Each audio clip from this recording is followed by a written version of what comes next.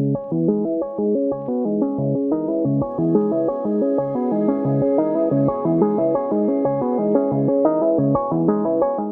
so welcome back to part 4. I put this part in because it's important to understand how to avoid injury, all right?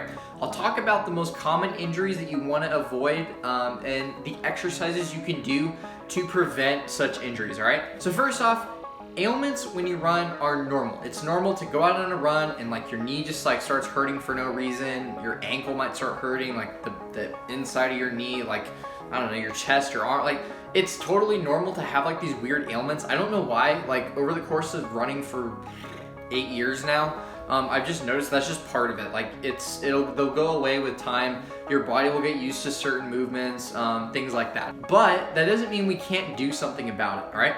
So let's start out with this. To prevent injury, the best thing you can do is invest in a good pair of running shoes. Fleet Feet is great for outfitting people with the shoes that fit their run type. They'll create a virtual mold design for you that you can actually like use like to show people like your arch, your pronation. They'll fit you with the best shoes for that, all right? I'm not sponsored by them. They just work really well for me. And the best pairs of shoes that I've gotten I've only spent like $130, okay? That's the most I've ever spent on a pair of shoes. Just invest in it, all right? You're going to thank yourself in the long run for not having such injuries, all right? Don't go out and just buy whatever pair of shoes you want. I really recommend you get fitted. That's helped me stay injury-free like 90% of my season with the exception of one time, all right? And that was because I didn't warm up when I went into a race. Okay, a lot of people, like when they start running, they think about shin splints. Shin splints come from a couple things. One, it could be that you're just ramping up your training too fast and you need to stay at a certain level before progressing to a higher speed, distance you're running at, things like that, all right? So take the training back if you can, if you think that's the reason. Or it could just be overtraining. Second one is it could be because your calves and your hamstrings are not properly stretched out, okay? When you go to do a knee pull or you go to do any kind of hamstring stretch, you know that you've stretched it enough when you feel like you're not feeling the stretch anymore, even though you're pulling as high as your mobility is letting you, all right? You know when you need to stretch your hamstrings more. You know when your calves feel tight. So make sure that you do some type of stretch for each of those muscle groups so you don't feel any kind of tension before you start on a run. Third could just be that you don't have strong ankles to keep up with the demands that you're putting for your cardio and your run.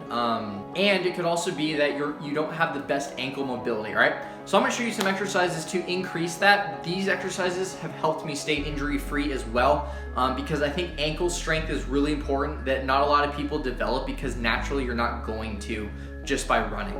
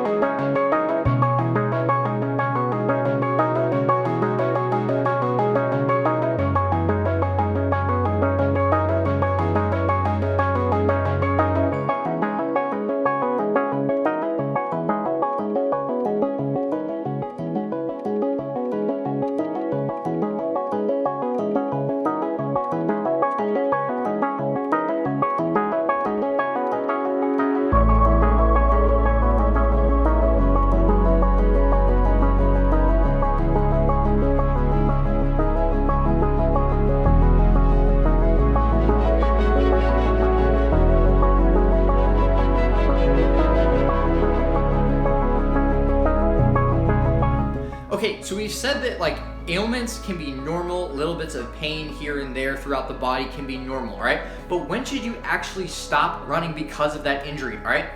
If the pain of whatever you're feeling, if it gets worse by a level 1, level 2, so let's say you're having like a 2 out of 10 knee pain and it turns into a level 3 or level 4, at some point, right? Stop running and like just give yourself a couple days. try to do some light jogging or warm-up routines to see if you still feel it, all right? So again, if the pain gets worse, you need to stop. If it stays the same, see what your body can tolerate, but just be very aware of how you're dealing with it and like how it really feels, all right? So you're the best judge of that, and you know that if it's something that you can just keep on going through, or if it's something where you need to stop and like figure out, maybe you need to stretch more, get better mobility in your knees, wherever the pain might be. Most of the time, like these little pains that I have just kind of go away over time, but any like long lasting ones, not the best. Thanks for watching. If you guys have any questions or comments, I'll do my best to respond. Again, this is like a mini course to get you exposed and get your feet, you know, on the road, actually running or in the trails. So there's like little things that people need to work on. Maybe like their ankles need more mobility, or they need to be more flexible in their hamstrings, whatever it might be. Thanks for watching. Just to recap everything, just remember, like every other day should be an easy day. Every day in between that should be hard. And then any day that you're not actually running, I recommend doing like a 30-minute stretching routine that you put together yourself, along with these strengthening exercises that we just talked about, all right? It's gonna help you stay injury-free, and it's going to put you on a consistent schedule so you feel like you're actually making progress with every running workout that you go on, and you're gonna do it without hurting yourself in the process.